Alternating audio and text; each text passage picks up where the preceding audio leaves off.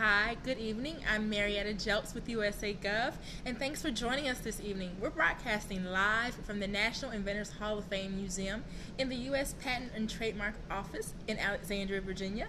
And we're joined this evening by Linda Holzer, the Deputy Program Director here at USPTO. And we want to just let you know that we are going to take some questions later on during this broadcast. So if you have a question about if something we've said here sparks your interest or your curiosity, post your question in the comment section and we'll answer as many of them as we can while we're here, okay? So let's just go ahead and get started. First, welcome, Linda, and thank you so much for hosting us in this awesome space. Thank you so much, and it's a real pleasure to host USA Gov here at USPTO, and we're inside the National Inventors Hall of Fame Museum. There are so many exciting things going on at USPTO right now, and we'll get to that in just a minute. And that's really why we're here, of course. But first, can you tell us a little bit about patents and trademarks, just to get us started? Sure. So patents and trademarks are types of intellectual property protection, IP.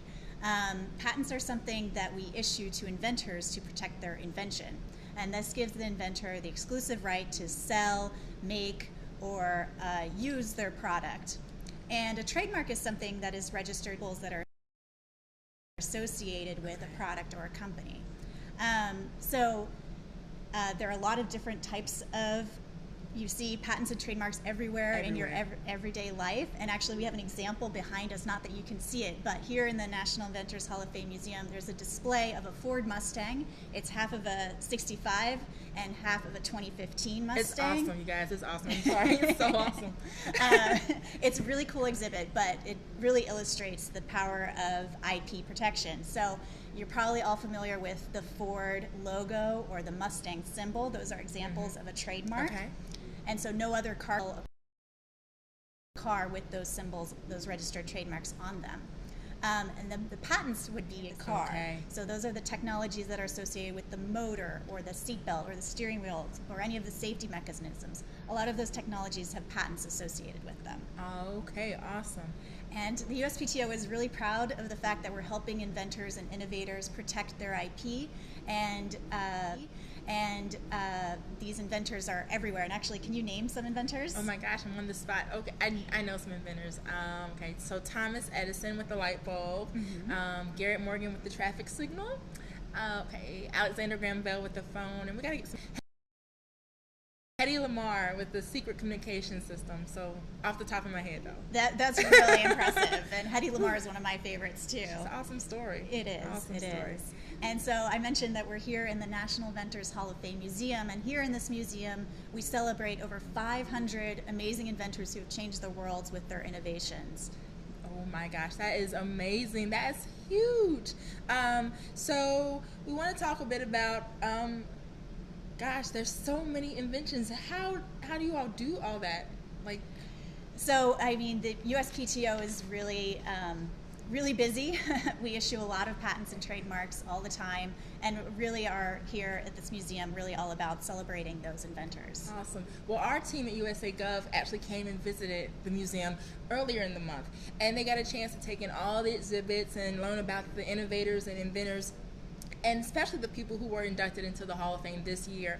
They actually took some video of their time here, so let's take a look at that video. Hi, I'm Claire Loxham from USA Gov. Welcome to our Facebook Live with the U.S. Patent and Trademark Office, or USPTO, to celebrate the 10 millionth patent this summer.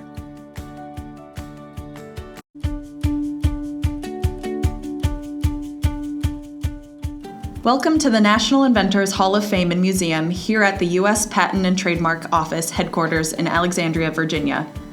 Join us for the next few minutes as we explore the museum and all it has to offer. The museum highlights the world's greatest inventors, as well as the importance of intellectual property through displays and hands-on exhibits. This free museum provides a great look into the still growing history of patents in the U.S. and highlights the backbone of the 10 millionth patent celebration we're discussing today. To kick off our tour, let's take a look at some of the 2018 inductees into the Hall of Fame and the work that got them there. First off is Sumita Mitra.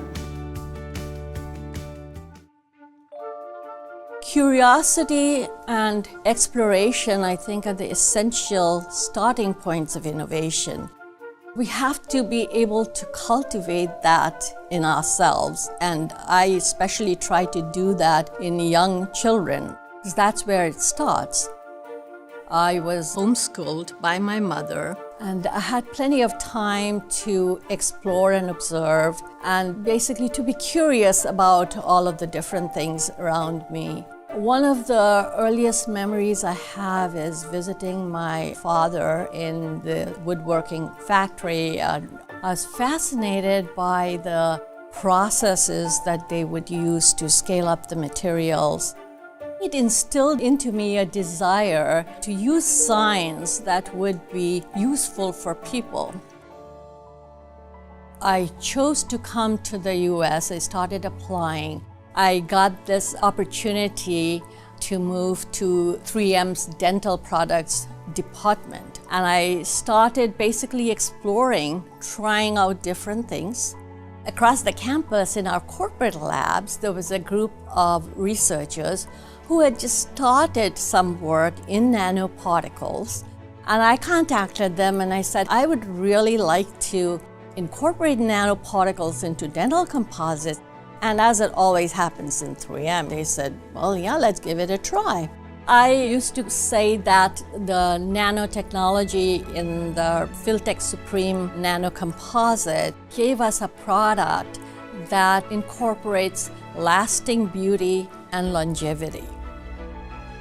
It's important for adults as grown-ups to give back what we have received. I am the product of what people gave me.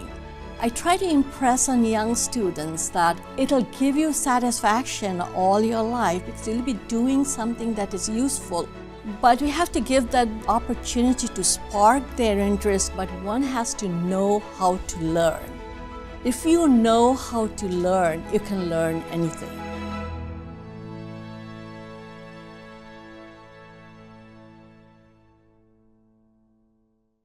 Now, let's learn about another 2018 inductee, Stan Honey and his work in sports broadcasting.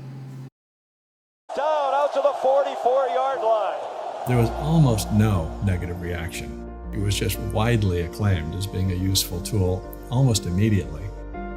In part because it was keyed underneath the athletes, and so you really couldn't argue that it was in the way. And in part because it was displaying something that really was helpful to see where the first down line was. I developed this early interest in navigation, and so there was lots of problems that I was able to work on that were very consistent with the field of stuff that I was interested in. And then it turns out that many of the projects that I did after that, the ETAC vehicle navigation, even the graphic enhancements for sports, all of these projects in some ways had to do with making measurements on stuff, figuring out where it is, highlighting it, tracking it, and then in the case of sailing navigation, figuring out the optimum course from there forward. So ETAC was acquired by News Corp in 1988, and it was during that period that I met David Hill, who was then founding Fox Sports. And David had asked me to meet with him every week or so when I was in LA. And so on one of these lunches, I had worked out that it was just barely technically possible to put a simple graphic and insert it into live video of the real world. And David said, if you could put a simple graphic in live video and keep it correctly positioned, could you actually do something useful, like putting a trail behind a hockey puck? So the first guy I called up was Rick Cavallero, who was one of the engineers at ETAC. And 2 years later, in 1996, we introduced it at the All-Star Game. And technically it worked very well, but it was a very controversial system. But it did lead to its offspring, which was the first down line, which was far better received. In the case of navigation, you're having to decide where to sail today. And you have to decide, how many extra miles to invest today in order to position the boat to get to the finish the fastest. And so you're having to deal with uncertain data. I think the same thing is true in business. Having had the opportunity to work with the same group of folks that are capable of taking on projects of this difficulty, it's just been by far the richest part of my life.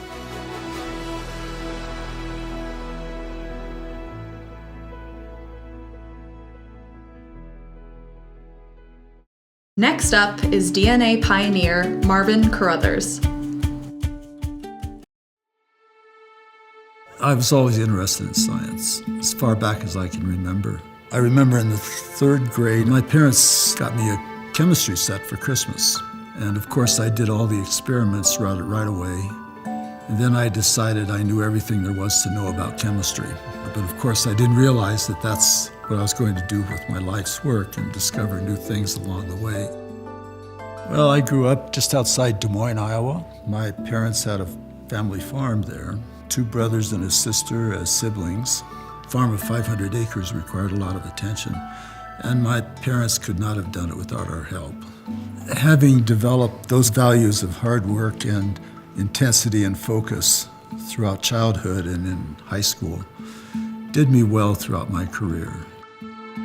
I decided I'd go to Northwestern. That's where I first picked up the idea of working on polymer supports with DNA chemistry and trying to develop methods for DNA synthesis. After we developed this chemistry for DNA synthesis, I had a large number of opportunities to become involved on the business side of using this chemistry in order to develop new applications in the biological area. Our main contribution in those early days was developing Epogen and Neupogen. These are 2 products that have revolutionized certain areas of medicine dramatically. My first wife had both of those when she was fighting cancer about 11 years ago. It's a lot of gratitude and excitement to realize that you as an individual have fostered an area of research that has led to an enormous amount of advancements in basic science or applied science. In my own case, if we hadn't written up patents, we would never have started Applied Biosystems because they needed the protection to build DNA synthesizers. I would be willing to say that without the protection of intellectual property, the biotechnology revolution would never have occurred. You can't these days explore new lands easily. There just aren't any new lands to explore. These days you explore other areas like science, where you pitch your knowledge against the realities of what nature has going for you. And you're pushing the frontiers beyond what anybody else has done before.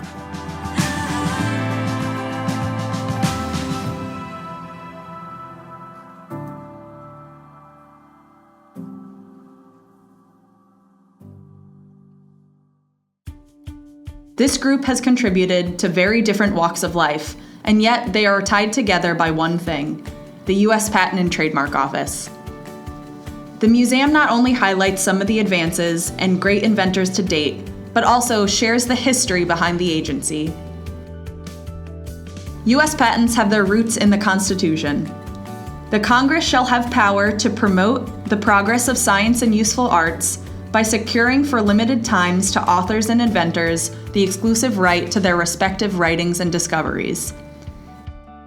The role of the patent is to protect inventors from others making, using, selling, or importing their creation without their permission. Did you know the first Patent Office Commissioner, William Thornton, persuaded British troops to spare the Patent Office in 1814, arguing that the knowledge within was useful to all mankind?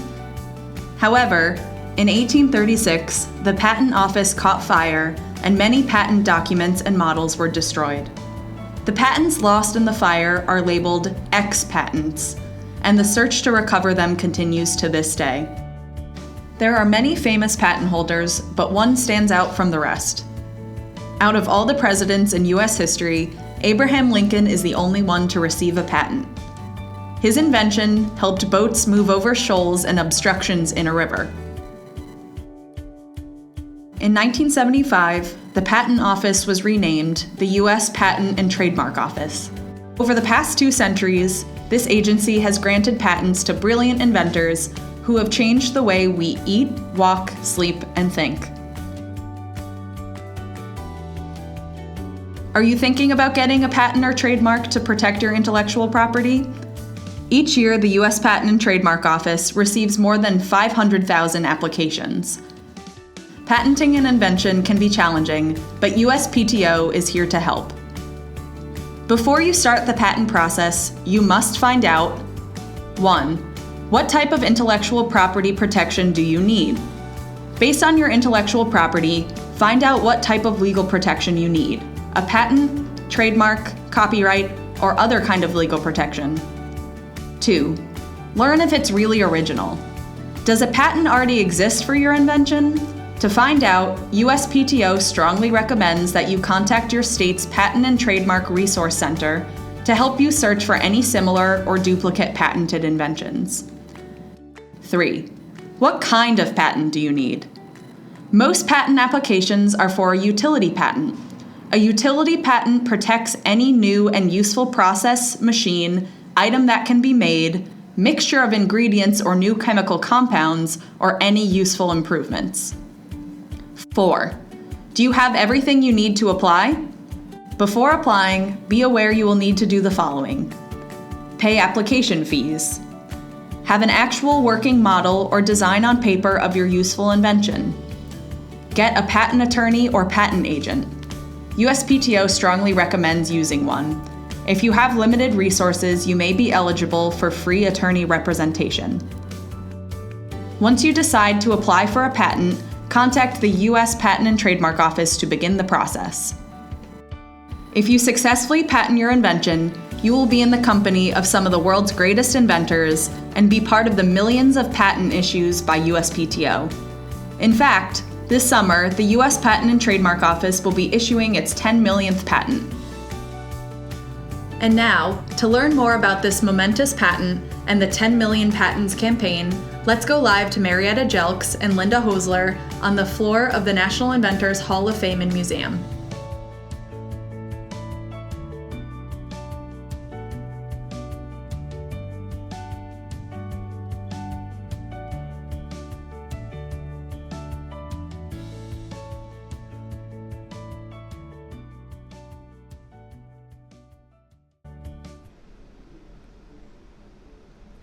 If you're just joining us, welcome. I'm Marietta Jelks with USA Gov, and we're broadcasting live this evening from the National Inventors Hall of Fame Museum in the USPTO offices in Alexandria, Virginia. And we're talking with Linda Hosler here, and she's sharing a lot of great information with us about patents and trademarks and inventors.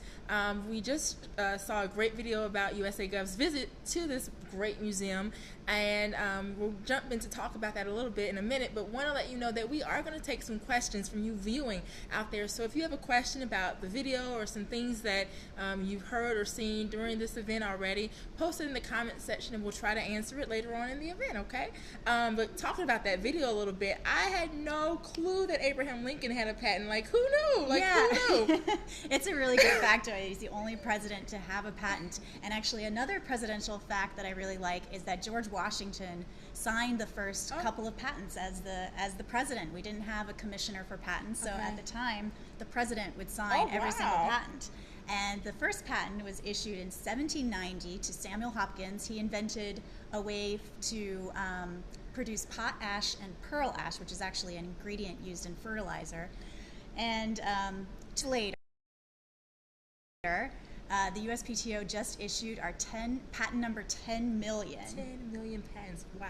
That is amazing. 10 million patents have been executed in 228 years. That's right. So oh my gosh. A long time. So think of all of the innovation that has happened to get up to 10 million. It's an amazing number. That's a lot.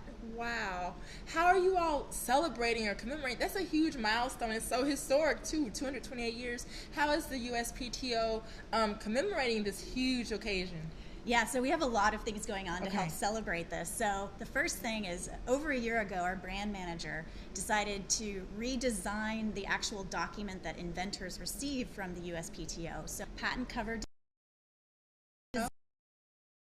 There have been a lot of different designs over the years, and patent number 10 million received the first of this new design. Oh, okay. That sounds, I've seen some examples of the beauty that happens in, the work that goes into it. So I'm sure that person who gets that 10 millionth one is in and going forward. It's a great piece of artwork. And it's represent the value of getting a patent. Absolutely. So in terms of us, the regular people who aren't maybe inventors, how do we get to help, commemorate all this creativity and celebrate this huge milestone with the USPTO? Absolutely. So we have 2 different social media campaigns that we're hoping that people will get interested and involved with. The first is called The Real McCoy. If you're familiar with the phrase, you've heard of the real McCoy. Yeah, I've heard that. And it's actually based on a real person. So Elijah J. McCoy was an engineer back in the 19th century, and he worked at a train station in Detroit. And he realized there was a lot of inefficiency. At the time, trains had to stop to get oiled. And he actually invented a device to help lubricate the trains without having to stop. And so it's an amazing invention, and engineers at the time would want to make sure that they were getting the real product when they were working on their train. So they would ask for the real McCoy. That makes so they cared about counterfeiting like we care about counterfeiting now. Exactly. Awesome.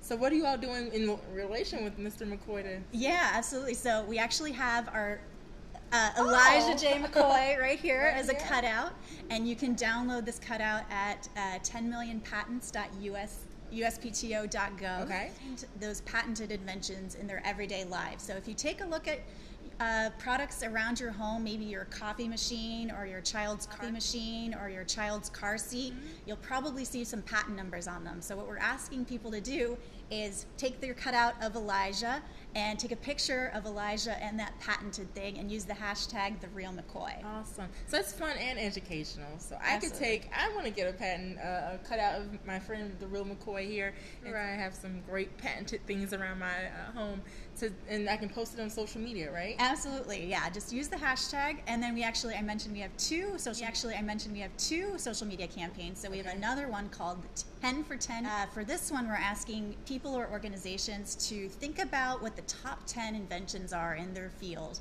or your interest, something you're interested in. Something you're interested in. So if I mentioned coffee earlier, like the top 10 patents in coffee, or if you're into makeup or sports. So think about the top 10 innovations that have changed the way you think about something, and then use the hashtag 10 for 10M. Wow, and you really don't realize how much innovation is in an area. I think of I make jewelry sometimes, and so just all the different class for the different tools that have been invented to actually do that thing, and you just don't even recognize that that's innovation too, not just the end product. So it's great. Absolutely. And we're in USPTO's offices or in their buildings, and for those who don't know, it's located in Old Town Alexandria, which is a very historic area of the country. Are there any things that the agency is doing to incorporate or get the community involved in celebrating all this innovation and creativity? Absolutely. So we're really lucky to have some partners we're partnering with local museums in the Alexandria area, and we've actually worked together to create a scavenger hunt that we're hoping that families so all of these local museums have created patent-related exhibits. Oh, really? And we've tied them all together with a scavenger hunt. So if you visit the various museums here in Alexandria, you can collect these inventor trading cards. Oh, wow. A different one in each museum, and the inventor trading cards are examples of historic inventors, important inventors throughout history. That is awesome. Do I need to find a friend so I can go and get these trading cards? Really, yeah. Okay. It's just check out the museums, and it's really for everyone to participate in. And there's a lot of great information on the back of those cards too about them and their inventions. Exactly. So you get their inventions. Exactly. So you get a little learn about the patent that's in the museum, and then on the inventor card you can learn a little bit more about that inventor. That's amazing. That's great. That's a great way to tie it all together. It is. Great. Well, we have been getting some questions in, Linda. Do you want to check and see what people have asked us? Okay. Let's see. Hopefully technology works. Okay. One of the questions is, does the owner of the 10 millionth patent get anything special? No, it's a special. All patents are special. Yes. And inventors work very hard for them, but the inventor of the patent number 10 million didn't get anything super special other than being the first to get this new patent cover design. Okay. That's a special thing. It is very special. Part of this historic milestone. That makes sense. Where can someone go to learn more about the patenting process or trademarking process? Absolutely. So our website is really the best place for anyone to get started, uspto.gov. You'll find links to how to search for patents, how to search for trademarks, and learn more about that whole process. Okay. Another question that we received is, why is the 10 millionth patent important? We've decided to celebrate the 10 millionth patent because it's really a way to mark this moment in time and in history. It's a historic moment to have the 10 million, patent number 10 million issued. Absolutely. And take time to look back and see about the history of American innovation and what has made this country so special. That's a great point. I think this is something you touched on earlier, but in case people joined later, what is the difference between a patent and a trademark in a really broad sense? Sure. So a trademark is something most people are familiar with because they've seen logos for brands. So those are trademark and keeps people from using that symbol or phrase. And then a patent is to protect the actual technology, the actual invention. That makes sense. That is a really distinct difference. It is. If someone has an idea and not really sure if something or if a patent for it exists already, how do you conduct a research project or conduct research on that? Yeah, so again, I direct people to there's a link directly from our homepage to the patent search system, and that way you can look up and see what has been patented in this area before. Okay.